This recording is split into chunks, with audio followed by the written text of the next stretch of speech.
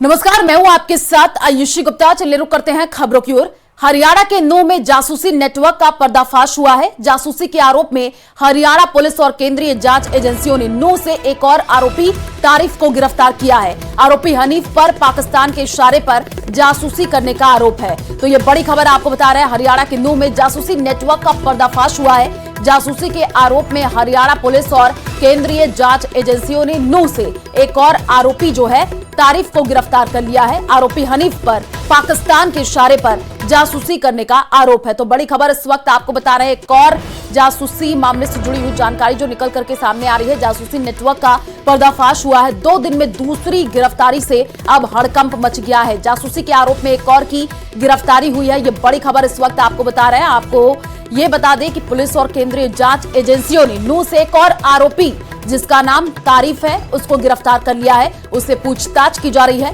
आरोपी हनीफ पर पाकिस्तान के इशारे पर जासूसी करने का आरोप लगा है। तो बड़ी खबर इस वक्त आपको बता रहे हैं, हरियाणा के नूंह में जासूसी नेटवर्क का पर्दाफाश हुआ है। जासूसी के आरोप में हरियाणा पुलिस और केंद्रीय जांच एजेंसियों ने नूंह से एक और आरोपी तारिफ को गिरफ्तार कर लिया है, जिससे अब पूछताछ की जाएगी तो कई बड़े खुलासे हो सकते हैं। आपको यह भी बता दें कि आरोपी हनीफ पर पाकिस्तान के इशारे पर जासूसी करने का आरोप है। तो 2 दिन में दूसरी गिरफ्तारी से नूंह में हड़कंप मच गया है। नूंह में पाकिस्तानी जासूसी नेटवर्क का बड़ा पर्दाफाश हुआ है। मैं तो घर हो ना, लेकिन लड़को भी घर ना हो, दूसरा के वहां बैठो बनी में, वहां पे ऊपर पेंड चलो वो बस फोन से पुलिस उठा लाई। कब उठा कर ले गई पुलिस? कौन सी पुलिस लाई? CI लाई दी थी काउडो की। क्या बताया घर में? वहां तो कुछ ना बताया उन्होंने, बस लेके नहीं पा रहा है, भक्के नहीं पकड़ो और ये उठाए और घेर दियो। हमें कुछ पता ना, हमें पीछे पता लगी है। पाकिस्तान तो मेरे बाप से बड़ा है, ताऊ मेरा, हमारा परिवार है, हम जाए हैं, लेकिन 1.5 साल पहले गए। कौन कौन गए थे 1.5 साल पहले? मैं गयो हो और एक लड़का गयो, एक बहू गई, एक लड़का हो, एक मेरी लड़की बड़ी। ऐसा है, ऐसे कुछ ना ही 10-15 दिन डटे बस और 7 वापिस आ गए। ऐसा कुछ ना है, ये सारे झूठे वो लगाए जा रहे हैं। ऐसी कोई बात ही ना है हमारी, आज तक भी कोई बात ना है। और इसी बीच जयपुर से बड़ी खबर है, PCC चीफ गोविंद सिंह डोटासरा ने इस्तीफा दिया है। विधानसभा की प्राक्कलन समिति ख के सदस्य पद से इस्तीफा दिया है। समिति के सदस्य पद से तत्काल प्रभाव से इस्तीफा देता हूं, डोटासरा की तरफ से ये कहा गया है, पोस्ट करके लिखा भी है। और ज्यादा जानकारी के लिए संवाददाता अरबाज हमारे साथ जुड़ चुके हैं। अरबाज, ये बड़ी जानकारी, PCC चीफ गोविंद सिंह डोटासरा ने इस्तीफा दिया है, क्या कुछ जानकारी? जी बिल्कुल, देखिए PCC चीफ लगातार इस बात को लेकर के काफी मुखर थे और विधानसभा अध्यक्ष से लेकर के सभी लोगों से मांग कर रहे थे। उन्होंने अपने डेलीगेशन भी विधानसभा लेकर के गए थे और जिस तरह के हालात रहे, जिन चीजों पर उन्होंने लगातार एतराज जताया, उस पर जब उन्हें कोई एक्शन होता हुआ नहीं दिखा तो आज उन्होंने ऐलान कर दिया है कि जो विधानसभा की प्राक्कलन समिति ख है उसके सदस्य पद से उन्होंने इस्तीफा देने का ऐलान कर दिया है। और साफ तौर पर इस पूरे इस्तीफे के साथ में उन्होंने सार्वजनिक रूप से जो जानकारी साझा की उसमें सीधे बताया है कि इसका कारण जो है वो पिछले कुछ दिनों जो हालात चले आ रहे थे, उन हालात के मद्देनजर जिस तरह से जो विधानसभा अध्यक्ष को एक्शन लेना था, चाहे वो बीजेपी के विधायक के मामले में हो, चाहे जो समितियों का गठन किया गया था उसमें नरेंद्र बुढ़ानिया को 1 साल से कम वक्त में हटा दिया गया, और बाकी जो अन्य कई इस तरह के मामले थे, पहले भी विधानसभा में जब इनके ऊपर टिप्पणी की गई थी उस पर इन्होंने काफी नाराजगी जाहिर की थी। तो आज इन्होंने प्राक्कलन समिति के सदस्य से जो है इस्तीफा देने का ऐलान कर दिया है। अभी शाम को 5:30 बजे एक डेलीगेशन कांग्रेस का राज्यपाल से भी मुलाकात करेगा।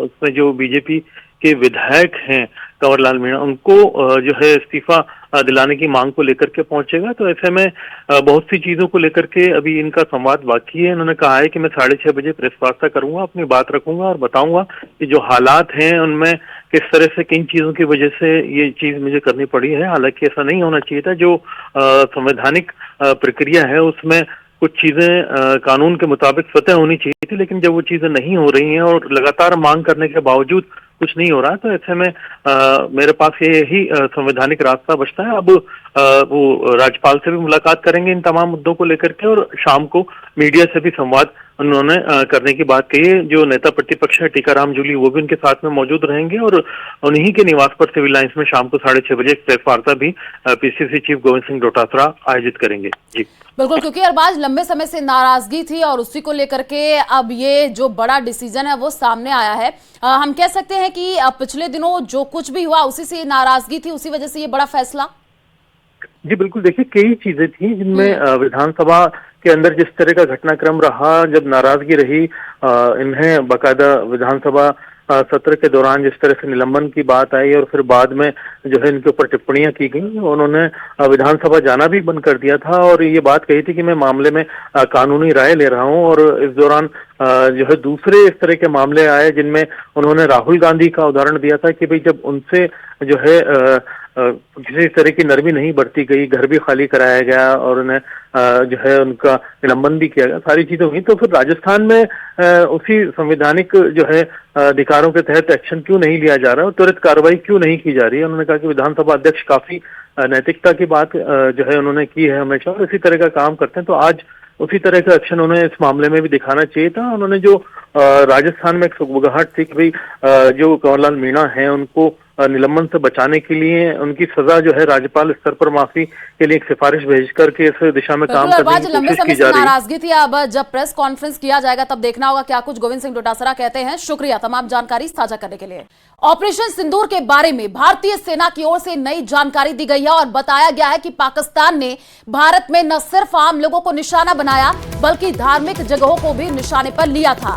पाकिस्तान ने अमृतसर के गोल्डन टेम्पल पर भी टारगेट किया था। भारतीय सेना के मुताबिक पाकिस्तान के सबसे अहम टारगेट्स में से एक था अमृतसर का स्वर्ण मंदिर।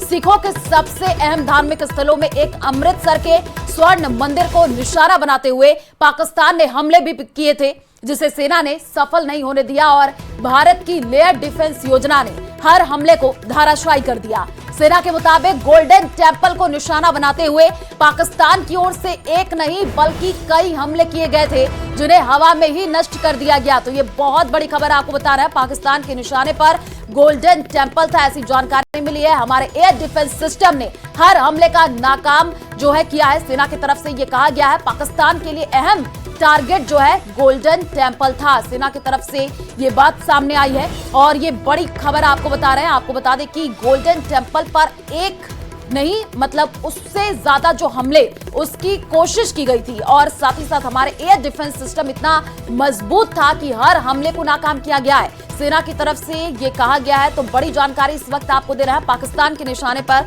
गोल्डन टेम्पल था। पिछले दिनों जो है पाकिस्तान और भारत में जो तनाव बढ़ा था उसके बाद से लगातार पाकिस्तान की तरफ से ड्रोन से अटैक करने की कोशिश की गई थी। अब जानकारी ये मिल रही है कि जो है पाकिस्तान के निशाने पर गोल्डन टेम्पल भी था।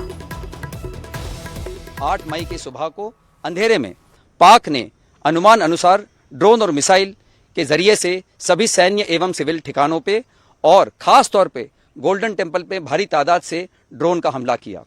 क्योंकि हम इसके लिए तैयार थे तो भारतीय सेना के आर्मी एयर डिफेंस के सतर्क और सशक्त योद्धाओं ने पाकिस्तान के नापाक इरादों को पूरी तरीके से ध्वस्त करते हुए ड्रोन और मिसाइल हमले को पूरी तरह से विफल कर दिया। भारतीय सेना ने पाकिस्तान को अब तक के सबसे छोटे युद्ध में परास्त कर दिया और इसके पीछे भारत में बने हथियार और डिफेंस सिस्टम की बहुत बड़ी भूमिका थी। ऐसे कवच जिन्होंने पाकिस्तान के हमलों को नाकाम किया और ऐसे हथियार जिनके आगे पाकिस्तान ने घुटने टेक दिए। देखिए उधमपुर से आकाश शर्मा की वर्ल्ड एक्सक्लूसिव रिपोर्ट। ऑपरेशन सिंदूर के जरिए इंडियन आर्म्ड फोर्सेस ने एक बेहतर सिनर्जी और कोऑर्डिनेशन का परिचय दिया है और इसी कोऑर्डिनेशन में आकाशतीर जैसे सिस्टम्स ने एक महत्वपूर्ण रोल निभाया है। इस समय मेरी मौजूदगी एक ऐसी अनआइडेंटिफाइड जगह पर है जहां पर मैं आपको आकाशतीर की वही कंट्रोल यूनिट दिखा रहा हूं जिसका इस्तेमाल ऑपरेशन सिंदूर में किया गया था। दरअसल ये एक यूनिट है जिसके माध्यम से किसी भी तरह के थ्रेट को डिटेक्ट, आइडेंटिफाई और एंगेज करने का काम किया जाता है। इस सिस्टम के माध्यम से, यहां तक कि इस पूरी यूनिट के माध्यम से न सिर्फ आप अपने ग्राउंड स्टाफ से कनेक्टेड रहते हैं, बल्कि इंडियन एयरफोर्स के कमांड और कंट्रोल सेंटर जो देश की अलग अलग जगहों पर बने हुए हैं, उनसे भी समन्वय बनाया जाता है। मैं इस समय आपको तस्वीरें दिखा रहा हूं किस तरह से इंडियन आर्मी के जो जवान हैं, खासतौर पर आर्मी एयर डिफेंस यूनिट के जो जवान हैं, वो किस तरह से जो तमाम डेटा उनके पास आ रहा है उस पर काम कर रहे हैं। और ऐसे ही 6 नोड वेस्टर्न बॉर्डर पर लगाए गए थे, जिनकी मोबाइल यूनिट्स के माध्यम से तमाम तरीके के जो एरियल थ्रेट पाकिस्तान की ओर से आए, उन्हें नाकाम किया गया। हमें जानकारी है कि किस तरह से न सिर्फ ड्रोन बल्कि मिसाइल और एयरक्राफ्ट के माध्यम से भी पाकिस्तान ने भारत की अलग अलग जगहों पर मिलिट्री इंस्टॉलेशंस को बर्बाद करने की प्लानिंग करी थी, लेकिन यह प्लानिंग सफल नहीं हो पाई और इसमें आकाश तीर जैसे सिस्टम्स ने महत्वपूर्ण रोल निभाया। कैमरा पर्सन अर्जुन के साथ मैं आकाश शर्मा, न्यूज़ 18 इंडिया के लिए। भारत द्वारा ऑपरेशन सिंदूर के तहत पाकिस्तान की कई जगहों पर स्ट्राइक्स के बाद बौखलाए पाकिस्तान ने भारत की ओर कई तरह के ड्रोन और मिसाइल भेजे। ऊधमपुर स्टेशन एक ऐसा स्टेशन है जो पाकिस्तान द्वारा लगातार टारगेट किया गया और यहां पर इंडियन आर्मी की एयर डिफेंस यूनिट ने किस तरह से आने वाले हमलों को कहें कि नाकाम किया, उसकी एक बानगी हम आपको दिखा रहे हैं। यह है टर्किश ड्रोन, जिसे इंडियन आर्मी की एयर डिफेंस यूनिट ने गिराया था और इसके साथ जो बारूद था उसे निकाला था। इसमें आप देख सकते हैं कि किस तरह से जांबाज़े मुरीद कर एक मैसेज भी लिखा हुआ है, जिससे कहीं ना कहीं ये साबित हो रहा है कि इसे मुरीदके से जहां तक है भेजा गया था। और जब भारतीय सेना ने इसे गिराया तो किस तरह से इसके जो फ्रेगमेंट्स हैं वो बिखर गए, उन्हें भी यहाँ पर कलेक्ट कर रखा हुआ है। ये आप तस्वीरों के माध्यम से देख सकते हैं। हमें जानकारी है कि किस तरह से L-70, ZU-23 और तमाम तरीके की जो ऐसी AD गन्स हैं उनका इस्तेमाल कर भारतीय सेना ने ऐसे तमाम हमलों को नाकाम किया था, ये हम सभी जानते हैं। लेकिन ये फ्रेगमेंट्स कहीं ना कहीं बता रहे हैं कि किस तरह से टर्किश ड्रोन्स का इस्तेमाल इस पूरे हमले में किया गया था और तमाम कोशिशों के बावजूद एक भी हमला सफल नहीं रहा। और ये अगर हम इस ड्रोन की बात करें तो तमाम तरीके की चीज़ें इस पर लिखी हुई हैं और चूंकि मुरीदके एक ऐसी जगह है जहां पर भारतीय सेना ने कहें कि स्ट्राइक की थी, वो इस जो तमाम तरीके की जो राइटिंग है या तमाम तरीके के जो मैसेज लिखे हुए हैं उससे कहीं ना कहीं ये साबित हो रहा है कि ये मुरीदके से भेजा गया था। ये एक टर्किश ड्रोन है, YEHA-3 इसे कहा जाता है और इसके कहीं ना कहीं रैकेज यहाँ ऊधमपुर में मौजूद है। ऊधमपुर की मिलिट्री साइट्स को टारगेट किया गया था, साथ ही यहाँ के कहें कि जो एयर स्ट्रिप है उसको भी टारगेट किया गया था। कोशिश की गई थी कि कहीं ना कहीं यहाँ पर एयर स्ट्रिप को खराब कर दिया जाए या जो रडार सिस्टम है, जो सेंसर्स हैं, उनको डिस्ट्रॉय कर दिया जाए, लेकिन एक भी हमला सफल नहीं हो पाया। और कुछ इस तरह से कहें कि नतीजा था तमाम ड्रोन्स का या तमाम मिसाइलों का जो इस तरफ भेजी गई थी। कैमरा पर्सन अर्जुन के साथ मैं आकाश शर्मा, न्यूज़ 18 इंडिया के लिए। ऑपरेशन सिंदूर में चीन के हथियार दुनिया के सामने एक्सपोज हो गए। भारत पर हमले के लिए पाकिस्तान ने चीन से खरीदे सस्ते हथियारों का इस्तेमाल किया था, लेकिन सभी हथियार फुस साबित हुए। अब दुनिया भर के डिफेंस एक्सपर्ट ने चीनी हथियारों की विश्वसनीयता पर सवाल उठाए हैं। यह रिपोर्ट देखिए।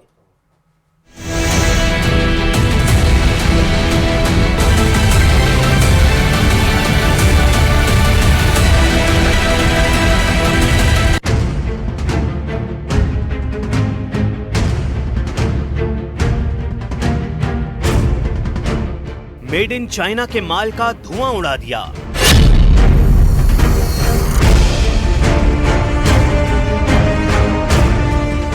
ऑपरेशन सिंदूर में फुस हो गया चाइनीज माल।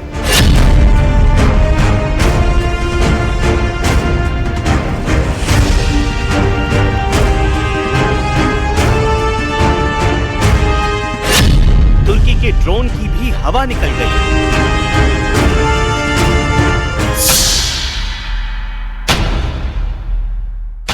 पाकिस्तान से यारी निभाने वाले चीन के हथियारों का ये सिर्फ नमूना भर है। ऑपरेशन सिंदूर में मेड इन चाइना हथियारों का हश्र क्या हुआ वो आपके सामने है। चीनी हथियारों के दम पर खुदकने वाले पाकिस्तान का ना तो चीनी सुपरसोनिक मिसाइल कमाल दिखा पाया और ना ही चीनी एयर डिफेंस सिस्टम उसकी जमीन बचा पाया। और नतीजा ये हुआ कि 90 घंटे के भीतर भारत के प्रहार को झेलने के बाद पाकिस्तान दोनों हाथ खड़े करके सीज फायर की गुहार लगाने लगा। ऑपरेशन सिंदूर ने चीनी हथियारों का फैक्ट चेक कर दिया। ऑपरेशन सिंदूर ने चीनी हथियारों का मार्केट खराब कर दिया। ऑपरेशन सिंदूर ने चीनी हथियारों का खोखलापन एक्सपोज कर दिया।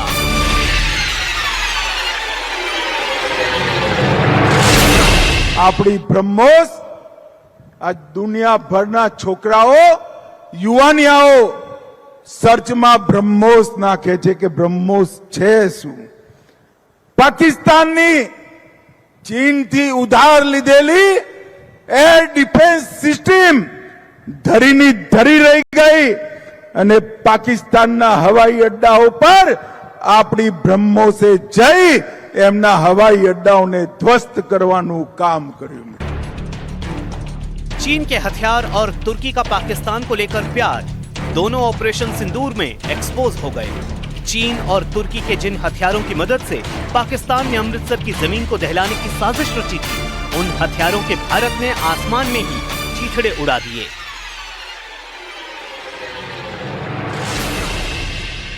डिफेंस के सभी जरूरी उपकरण तैयार और तैनात थे। 7 मई की रात को हमने पुख्ता जानकारी मिली कि पाक किसी भी उचित और वैध टारगेट के ना होने के कारण भारतीय सैन्य ठिकानों को और सिविल इलाकों को, खास तौर पर धार्मिक स्थलों को निशाना बनाएगा। इसमें अमृतसर में स्थित गोल्डन टेम्पल सबसे अहम था।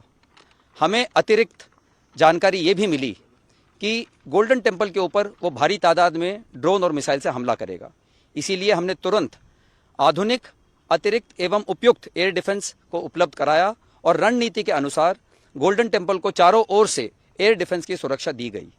8 मई की सुबह को अंधेरे में पाक ने अनुमान अनुसार ड्रोन और मिसाइल के जरिए से सभी सैन्य एवं सिविल ठिकानों पे और खास तौर पे गोल्डन टेम्पल पे भारी तादाद से ड्रोन का हमला किया। क्योंकि हम इसके लिए तैयार थे, तो भारतीय सेना के आर्मी एयर डिफेंस के सतर्क और सशक्त योद्धाओं ने पाकिस्तान के नापाक इरादों को पूरी तरीके से ध्वस्त करते हुए ड्रोन और मिसाइल हमले को पूरी तरह से विफल कर दिया। पाकिस्तान ने अपने चीनी यार के हथियार को कैसे खुद ही एक्सपोज कर दिया, उसे एक एक करके समझिए। ऑपरेशन सिंदूर के दौरान पाकिस्तान ने पहली बार ही चीन के विंग लूंग 2 ड्रोन का इस्तेमाल किया। विंग लूंग 2 अमेरिकी MQ-9 ड्रोन की कॉपी कहा जाता है। इसकी टॉप स्पीड 280 किलोमीटर प्रति घंटा है और ये 4000 किलोमीटर तक उड़ सकता है। ये 32 घंटे तक उड़ान भर सकता है। लेकिन मजेदार बात यह है कि इसे भारतीय एयर डिफेंस रडार सिस्टम ने न सिर्फ ट्रैक किया, बल्कि उसे इंटरसेप्ट भी कर लिया। भारतीय एयर डिफेंस को ना भेद पाना उसके दामन में दाग लगा दिया। ऑपरेशन सिंदूर में सभी निश्चित लक्ष्यों को कुशलतापूर्वक हासिल करके भारतीय सेना ने पाकिस्तानी सेना के ऊपर एक निर्णायक विजय हासिल की है। भारत के प्रभावी नेतृत्व, सक्षम कूटनीति, आर्थिक शक्ति और सैन्य बल का सामना करने की पाकिस्तान की योग्यता नहीं है। भारतीय सेना को पाकिस्तानी फौज के सभी कमियों, खामियों और मजबूरियों की बखूबी पहचान है। हम जानते हैं कि पाकिस्तान हमेशा कायराना कार्रवाई करेगा। दुश्मन के दुष्ट इरादों को नष्ट करने के लिए हम सजग, सतर्क और समर्थ हैं। हमारी सेना पूरी तैयारी से बखूबी तेज गति से आधुनिकीकरण कर रही है। पाकिस्तान खुद कभी भी दुस्साहस नहीं करेगा और यदि उसने आतंकवादियों का दोबारा सहारा लिया तो उसका अवश्य ही नाश होगा। याद रहे कि ऑपरेशन सिंदूर केवल स्थगित किया गया है, खत्म नहीं हुआ। उसका विकराल रूप अभी बाकी है। भारत के अहम सैन्य अड्डों को निशाना बनाने के लिए पाकिस्तान ने ऑपरेशन सिंदूर के दौरान चीनी सुपरसोनिक CM-400 AKG मिसाइल भी लॉन्च की। CM-400 AKG missile career killer के नाम से भी कुख्यात है। लेकिन मजेदार बात ये रही कि इस मिसाइल को भारतीय airborne early warning and control radar ने उसी वक्त पिक कर लिया जब JF-17 टेक ऑफ करने जा रहा था। रिपोर्ट के मुताबिक S-400 के रडार ने उसे मॉनिटर किया और उसे हवा में ही नष्ट कर दिया।